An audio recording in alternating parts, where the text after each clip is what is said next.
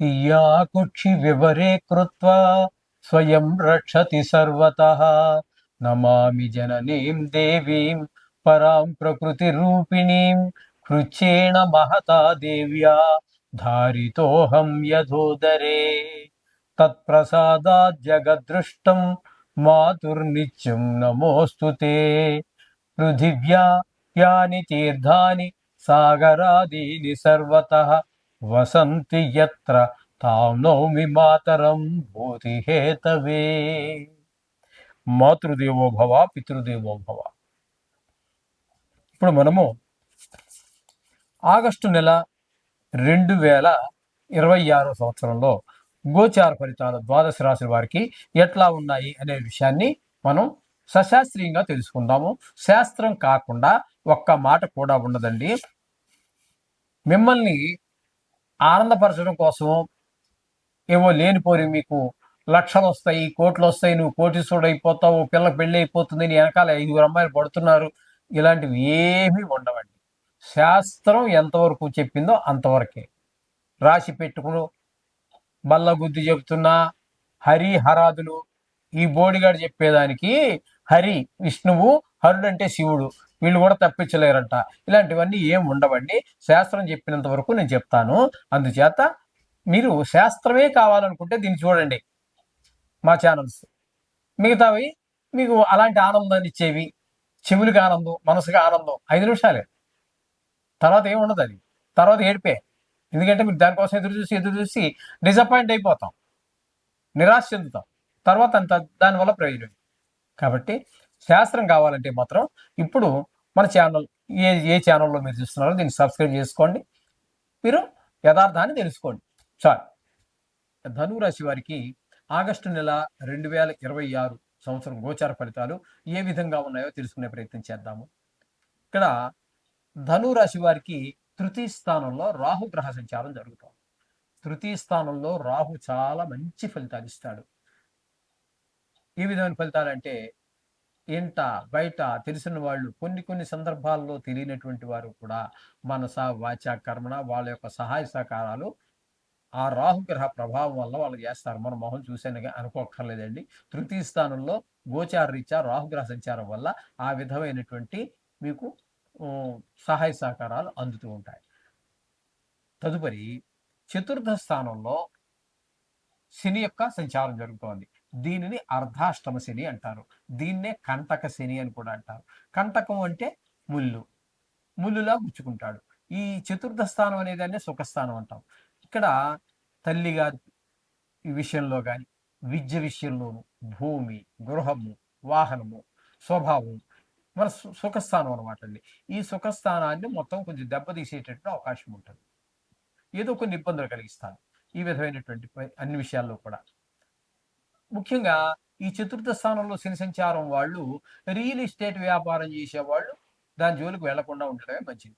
వెళ్ళటం వల్ల ప్రయోజనం ఉండదు, వృధా ప్రయాస, అనవసరంగా తిరగటం తప్పితే ప్రయోజనం అయితే చాలా తక్కువగా ఉంటుంది ఈ శని యొక్క సంచారం వల్ల చతుర్థ స్థానంలో. అలాగే కుజుని యొక్క సంచారం తీసుకున్నట్టయితే 6వ స్థానంలో 1-2 రోజులు మీకు అనుకూలమైన ఫలితాలు ఇస్తాడు, ఆరోగ్యం బాగుంటుంది. తదుపరి 29 రోజులు 7వ స్థానంలోకి వస్తున్నారు. ఆ 7వ స్థానంలో 29 రోజులు భార్యాభర్తల మధ్యన కీచులాటలు, వ్యాపారం జాయింట్గా 2-3 కలిసి పెట్టుబడి పెట్టి వ్యాపారం చేసేవారి మధ్యన కూడా అభిప్రాయ భేదాలు ఏర్పడే అవకాశం కుజుడి వల్ల కనబడుతోంది. ఇక బుధుని యొక్క సంచారం తీసుకున్నట్టయితే 7వ స్థానంలో 7 రోజులు, 7వ స్థానంలో 5 రోజులు, తదుపరి 8వ స్థానంలో 26 రోజులు. ఈ 2 స్థానాలలోనూ కూడా బుధుడి యొక్క అనుగ్రహం బాగుంది. అంటే భార్యాభర్తల మధ్యన అనుకూలత, జాయింట్ వ్యాపారస్తుల మధ్యన అవగాహన, అలాగే 8వ స్థానం దగ్గరికి వచ్చాక మంచి వార్తలు వినటము, ఇట్లాంటివన్నీ కూడా ఈ బుధుని వలన ఈ నెలంతా కూడా అనుకూలుడే. బుధుని యొక్క సంచారం మనకి ఈ వృశ్చిక రాశి వారికి. అలాగే గురువు 8వ స్థానంలో ఉన్నారు. పూర్తిగా ఈ గురు బలం లేనట్టే లెక్క. ఈ గురువు యొక్క బలం లేనట్టే లెక్క ఈ ధనురాశి వారికి. ఇక రవి సంచారం తీసుకున్నట్టయితే 17 రోజులు 8వ స్థానంలో మనకి ఏ విధమైనటువంటి ఉపకారము జరగదు. కాగా పెద్ద దుఃఖ వార్తలు వినటము, అలాగే పరాభవాలు, అవమానాలు, ధన నష్టం ఇట్లాంటివన్నీ ఆ 17 రోజులు. తదుపరి ఆహ్, భాగ్యస్థానంలోకొచ్చి 14 రోజులుంటారు.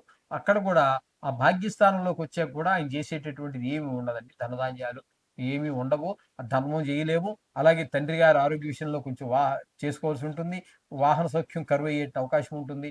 మీరు ఏ ఉపాసన ఎంతకాలంగా చేస్తున్నా ఉపాసన చేస్తూనే ఉంటారు గానీ, మనసు అక్కడ లగ్నం కాకపోవటం ద్వారా ఫలితం శూన్యంగా ఉంటుంది. ఈ విధమైన ఫలితాలన్నీ రవి యొక్క సంచారం వల్ల జరుగుతూ ఉంది. ఇకపోతే శుక్రుని యొక్క సంచారం తీసుకున్నట్టయితే భాగ్యస్థానంలో 2 రోజులు, దశమ స్థానంలో 29 రోజులు చేస్తున్నాడు. శుక్రుడు పూర్తిగా అనుకూలమైన పరిస్థితిలో ఉన్నారు. దశమ స్థానంలో కాబట్టి మీరు ఎక్కడైతే ఈ ఈ కళారంగానికి సంబంధించి చేస్తున్న వాటిలో మీకు ఒక ఉన్నతమైనటువంటి పొజిషన్ లేదా ఒక గుర్తింపు, ఐడెంటిఫికేషన్, స్పెషల్ గుర్తింపు ఎప్పటి నుంచి ఉంటుందనుకోండి, అది వేరే విషయం. దానికంటే ఇప్పుడు మంచి గుర్తింపు వచ్చేటువంటి అవకాశం కూడా ఉన్నది. ధనస్థానంలో ఉన్నాడు కాబట్టి వృత్తిపరమైనటువంటి డెవలప్‌మెంట్ ఖచ్చితంగా కనిపిస్తోంది ఇక్కడ మనకి. 9లో ఉన్నాడు కాబట్టి అక్కడ కూడా మనకి భాగ్యాన్ని బాగా ప్రసాదిస్తున్నాడు. కాబట్టి టీవీ రంగంలో, సినిమా రంగంలో ఉన్నటువంటి వారికి చాలా అనుకూలం. అలాగే షేర్ మార్కెట్‌లో పెట్టుబడి పెట్టేటటువంటి వారికి కూడా అనుకూలమైన ఫలితాన్ని శుక్రుడు ఇవ్వబోతూ ఉన్నాడు. ఈ విధమైనటువంటి పరిస్థితి అంతా కూడా ఇక్కడ మనకి గోచరిస్తూ ఉన్నది ఈ ధనువు రాశి వారికి. అందుచేత వీరికి చెప్పాలి అన్నట్టయితే రాహువు పూర్తి అనుకూలంగా ఉన్నారు. శుక్రుడు పూర్తి అనుకూలంగా ఉన్నాడు.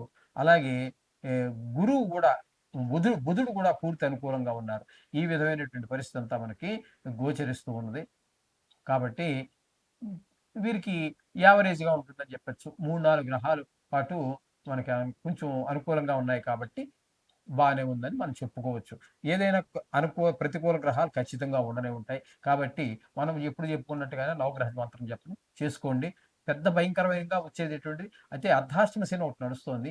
వీరికి ఇదంటే ఈ నెల ఫలితాలు చెప్పుకుంటున్నాం కాబట్టి కానీ వీరికి ఇక్కడ చాలా కాలం ఉంటారు. అందుచేత ఇంచుమించుగా చెప్పాలంటే ఈ సంవత్సరం ఆఖరి వరకు కూడా ఆయన అక్కడే ఉంటారు కాబట్టి వారు శని త్రయోదశి రోజున గాని, లేదా శనికి సంబంధించినటువంటి ప్రత్యేకమైన ఏదైనా వచ్చినప్పుడు, సందర్భం వచ్చినప్పుడు ఏమీ లేకపోయినా ఉత్తి శనివారం అన్నా తీసుకోండి. ఆ శనికి దానం చేయటమో, మీ యొక్క ఆర్థిక పరిస్థితిని బట్టి నువ్వులు దానం చేయటమో, లేకపోతే తైలాభిషేకం చేయించుకోవటమో, ఇట్లాంటివి లేదా జప హోమాలు చేయించుకోవటం మీ ఆర్థిక పరిస్థితిని బట్టి వారు మీకు కలిగించేటటువంటి మిగతా గ్రహాల యొక్క దృష్టిని బట్టే దాని యొక్క ప్రభావం తీవ్రంగా ఉంటుంది కాబట్టి అటు మీరు మీ జన్మజాతకం కూడా చూసుకోండి.